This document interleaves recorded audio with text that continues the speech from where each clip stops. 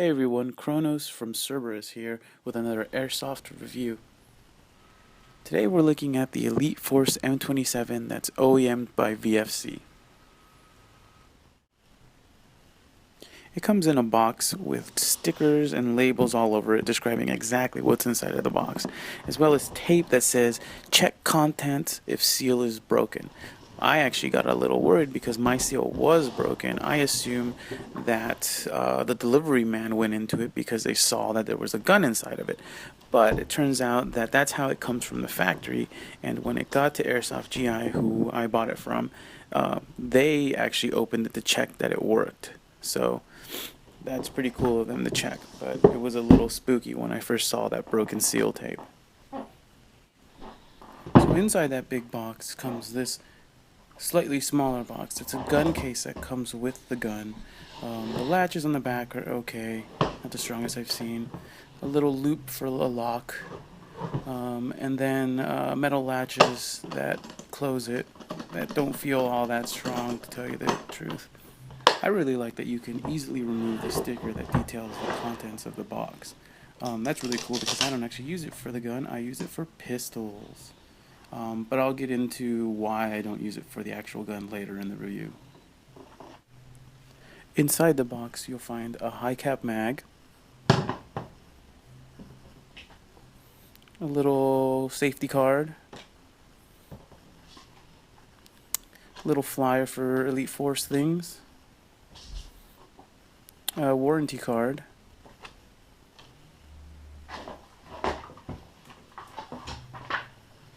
and an instruction booklet for the 416 and 417 series of AEGs. But it doesn't matter because this gun is basically that, just with a little bit of external body changes. So there you go. And then you have the gun itself. Now you're wondering, why does mine look a little different than what you've seen online? Well, mine actually used to look like this. But then I went and I traded pistol grips and buttstocks with my friend's gun, which looked like this originally. And now you get the gun that I have. And then actually, it was a nice trade because now his gun looks like this, which is pretty cool. I mean, if you ask me. One of the other things I changed was the trigger guard. I didn't really like the original one. It's too skinny and sharp. So I put this Magpul one on there. Originally I tried to use the actual Magpul one, but that didn't really fit. Ended up being a little too narrow for the space I had available, and I didn't want any extra pressure or any breakage on the body of the gun. So then I went with the actual PTS Magpul version that's made for AEG guns, and that seems to work a lot better. You can see here, doesn't cut my fingers as much. Really happy with it. And that's the original one. You can see, just narrow and sharp. One of the other things I changed was that the gun originally had these iron sights attached to it, but because I use this gun for airsoft, and I'm not really worried about being in a life or death situation, I didn't think I really needed them on there. And I mean, they look cool, but it just cuts down the weight just a little bit more, and it makes a more streamlined design on the gun. So, I mean, it's not really a make or break for me to have iron sights on there. I mentioned earlier that I don't use this case for the gun itself. That's because it doesn't really fit it all that well. As you can see, it's a little tight on the barrel and the buttstock. It's just perfect to fit in there, but not enough room for me to be comfortable with carrying it around on long trips and things like that.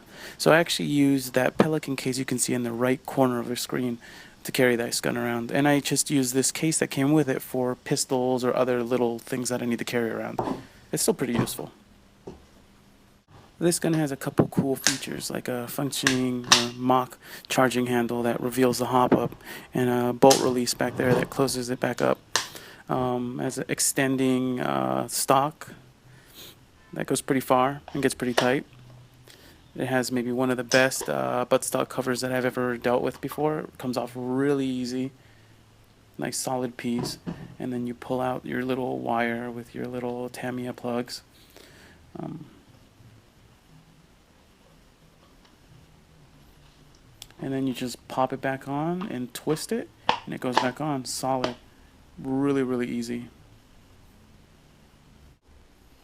So if you're really into markings and trades on guns, you're really going to love this gun. It has markings over here, over here, over here, down here, up here, over here, all along here, on the side here, back here, and even over here. Pretty cool. So I mentioned before that this gun is basically a 416. As you can see here, when I remove the rail system, you can see the fake gas block that the 416 has. It's basically the same thing. And then what makes it really different is the M27 rail system that comes with it and the extended barrel. And this rail system is pretty cool, really lightweight, really solid. I'm really happy with the way it works. So this is how I have my gun set up. I have the Magpul angled foregrip on the front, a little Magpul sling loop on the front too in case I need to secure the weapon system.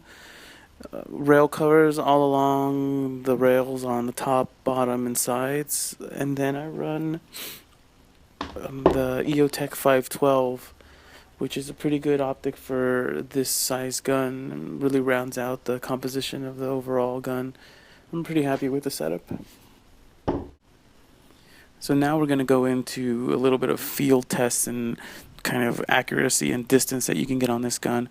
I took it out the GamePod Combat Zone in Antioch, California, with a rangefinder, just testing to see how far before my BB started to drop and how big my groupings were at long distances.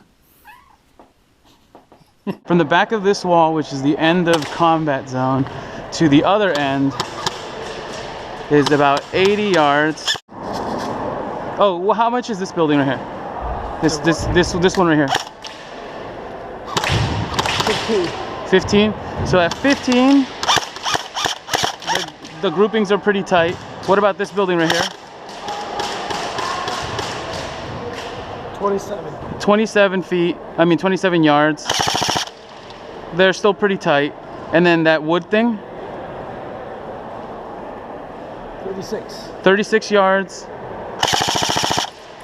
They're still pretty tight. What about this building over here, behind the car? Behind the car? Yeah.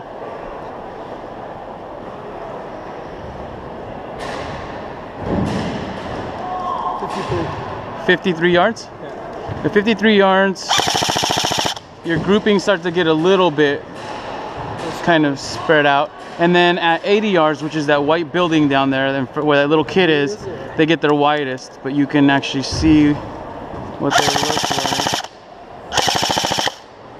They get pretty big at 80. The overall construction of the gun's externals are amazing. It's super solid, no wobble whatsoever, nice, crisp lines. It looks like they put detail into every little thing. I'm really happy with the way it looks.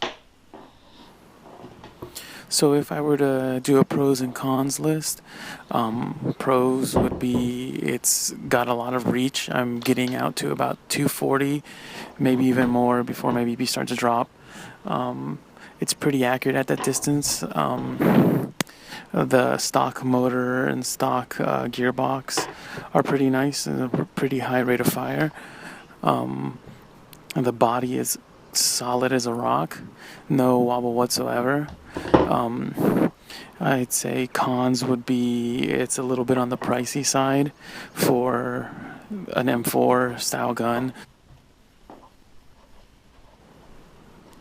In the end, I'm really happy with the M27. It retails for about $550, which is a little bit on the mid-range gun cost, but it is a limited edition. From what I understand, only 500 were released in the United States. I would recommend this gun if you're looking for something that's like an M4 but not exactly the same, or if you're a fan of the 416. It's a little bit pricey, but if you have the money and you want something really nice, why not?